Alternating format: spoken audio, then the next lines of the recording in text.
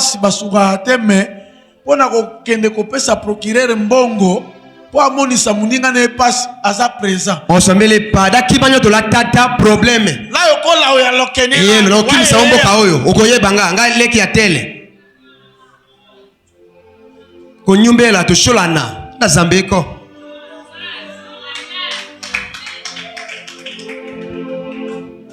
Amen. Amen. 25 ans Abraham azotambola. Enonya koma tano Abraham utakenda kenda. Alobi pesanga Isaac. Atombi shi Isaka. Ane oyo. Ononyi one. Eza ane mutu nyonso fatika na Isaac na e. Ego ononyi elo to chema kime Isaka wakinde. Amen. Qu'est-ce que ça signifie Isaac? Elo kena ngambita ti Isaac. Isaac eza.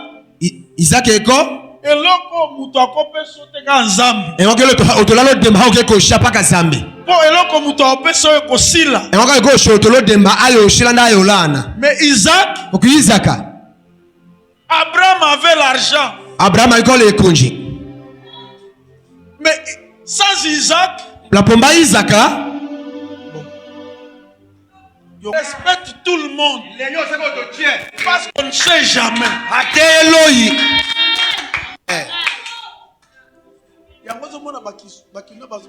Pata se aseki sasa pate.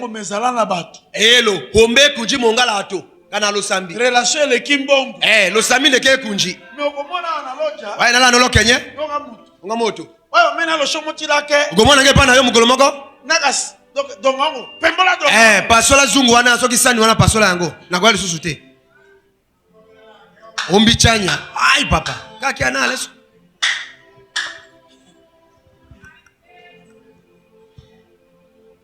De na obe bazoba. Ba dona di nyinya mete, di poka. Yebite. Ndalo yo eheye. Respecte tout le monde. Lenyo seko to che. Parce que Dieu va utiliser les connexions que vous avez pour t'amener dans un lieu B. Zamba yoko ayoko longo sola nyojo cha la lo samila ke konjo mbodule dala diko. Yo considère kabatu. Weto ko tena ka to kinemo. Oh bazo pesa yo. Nana beko ko shia. Considérez mutu poise kela mu ya nzambe. O sao to la kinemo nena yeko to ngamya ki zambi. Amen. Amen. 25 ans de pèlerinage. Enonya koma ndele tano wana basoyi. Atali bala mon côté. Kanga di wala to ikema. Siko nzambe. Nyoso zambi. Mabala to sali eza 3. Awala mlo sala na asatu.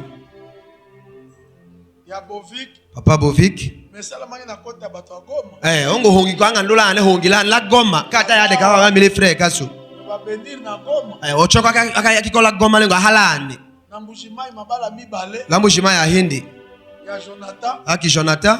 Na CP ya Aner. La CP kala Aner. Kolane. Awa. Lane. Choral. Choral. Oloyi. Ba passer à loja bazo tu nanga balobi. Isambisha lo kenyo ko mbola fate. Ba tumikolo bazate. Ekele sele palanga kema. Parce que ngai. Nada dimi. Na bano mono bango baso mona te. La ke dimi la kena kena ko foko menaka. Église ya Crisco eza pépinière ya ba jeune. Ekele sali jiso ndire ko njela na malolongolongo. Pourquoi ba jeune? La nena lolongolongo kane longolongo. Parce que Zambe. Tata Zambi. A changé histoire. Achiki to le okondo. Na génération yemo kwa kotaye bango. Lolo galele ndame mbaye wachonga. 30 ans après. Loko ngayano yakuma satu. Donc 25 ans après. Loko ngayano yakuma inde la tanu. Ne tolingi to célébrer. Moto langa sala onyoso di festo.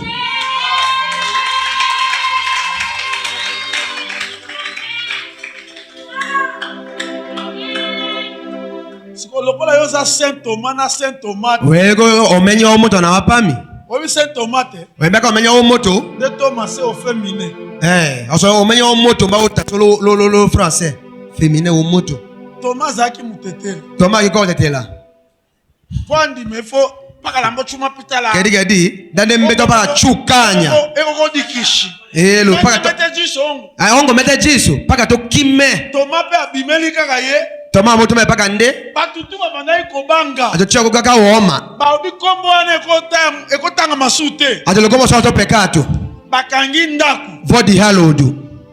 Akoti ndemboto sans porter efungwa. Ahala soko ndiho. Parce que l'esprit neda nyuma mutu akotiela yango barrière aza te. otolambo joko mwa toto kema. Quand quelqu'un est né de l'esprit, wona toto lo nyuma dès qu'on terre a vu na ye zongi na pla ya Nzambe. osomete te lokosona kinambo melo konga muyaki zambe. Mais soko zaka mwana ya lochimba. Naka yikona paka oselo chimba. Ose sa nkuru. Oselo kenyana no sa nkuru. Osuka kana ko. Ayo kome pa ngako. Na chuka. Là yo kome yo kula chuka. Mais si tu es né de l'esprit. Kuna bambo tolo nyuma. Mutu akotia barrière azate. Otola ko je olo la toto.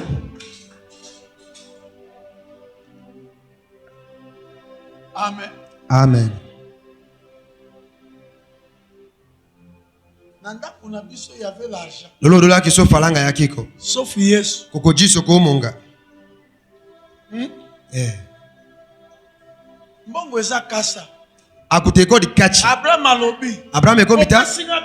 Wa mombisha dango. Isaka. Soki abota makate. Oto ngande ko mboto. Moye Yesu aya inga ezala te. Uhaka hombe jiso nja ko monga. Quand on parle d'Abraham, on a dit que Abraham, ça dit le Dieu qui est fidèle. On a examiné les kanga kola melo. Quand on parle d'Isaac, on a dit Isaac, ça dit le Dieu qui a accompli la promesse. Ça m'a gocha daka. Quand on parle d'Israël, on a dit Israël, l'invincible. Et on a la hawa lenjaka. Et ça langage codé ensemble. On s'en telo shamwa kizambe. Abraham.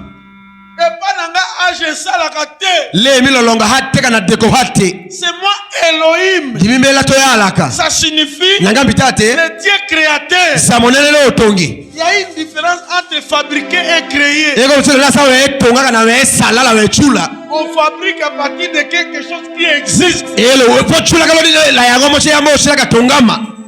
Ngaso. On fabrique. Poto chula ka avec la matière qui existe. La dango na mawashomba chula ko salema. Créer. Kotonga. C'est dinéa. Malondo kengo. L'amène à l'existence. Ponjo ya la engonjo ngalawo. Malondo kema. Pako vele huenga na kwa mbotonga. Isaac. Ajina ezo salanga eloko te. Lolonga lake na degoda ke hasa edimini kamori mochi. Kobanga te. Tukake woma. Mokozwa mwana. Wayo konjo ona. Amen. Hello.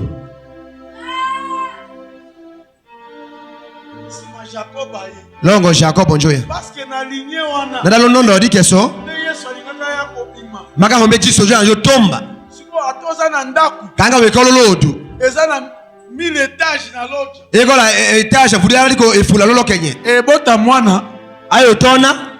Kanga furi ya liko eko kinunu ayo tona. Siko yozo loba. Yoso wota. Naza pauvre. Dimile ko kanga wola.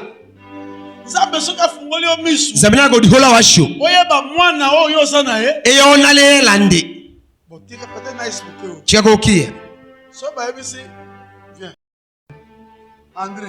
Ambota andele. André. Ambota na andele. Dans 10 ans akoza la président ya Congo. Malongo yeno nyidi 10 na yongo wanchi walocha. Toujours okobanda oleka ka opesa ka embote. Uwelo shichie. Ayo membe tambo shaka mokele ka yoko ho. Eso sola nanga. Siko Nzambe. Wa politicien Zambi. Abombi avenir ya batu nyonso. Ndemomba loika katochie. Olinga mutu avec intérêt. Da hawe njolango tola waho. Linga mutu. Langoto. Kwa za ekelamu ya Nzambe. Nande ko tokomika ki Zambi. Okobanda kuluka André, bonjour. Andele bonjour. Akemwe. Bo amona bamboto ko pesa jour okoma président. Mishano koma njiho kone njoko ho wa politicien. Mais mutu afan asimbi histoire. Otolo kime okondo. Zambi. Amen.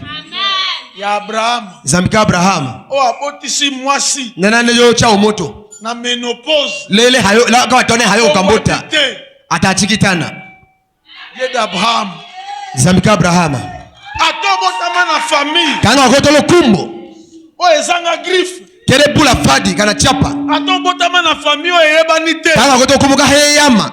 Yangone Yesu. La ombele Jesu. Akene kobotama libanda ya mboka. Alazo toka lanja wawocha. Place o ba considérer kate. Nana dihoja hoja saka kenemo. Est-ce que quelque chose peut sortir de bon à Nazareth? Oje yango mocha di melega hombeto mo Nazareth alengo. Ndenge ba mona kona miso ya famille. Hoja wene ko washo wa kumbo. Ate eloko ezate. Tange makema. Menzambo alokotaka. Samelo tongonaka. Akochie eloko. Ayo chengo.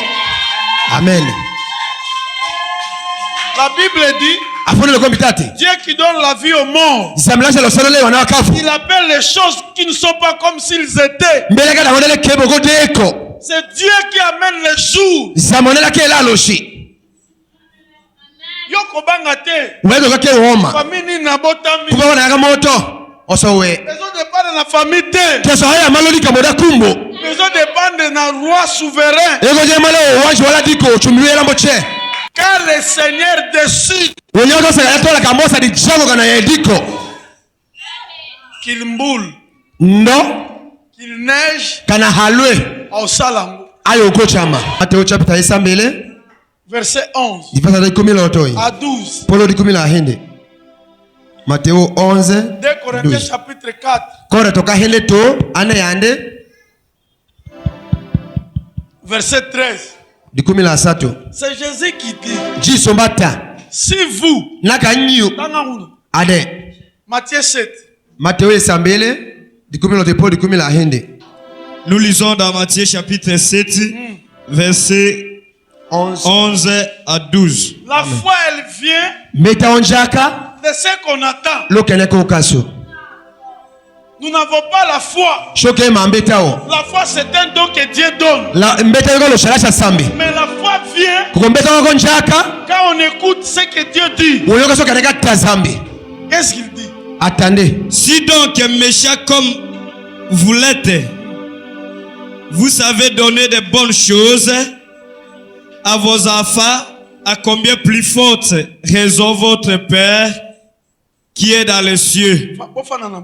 nyojasi Nzamba zoloba. zambe ko mitate Bino bato a mitema mabe. nyu ato wakola kangangala Bato a mitema mabe. ato wakolo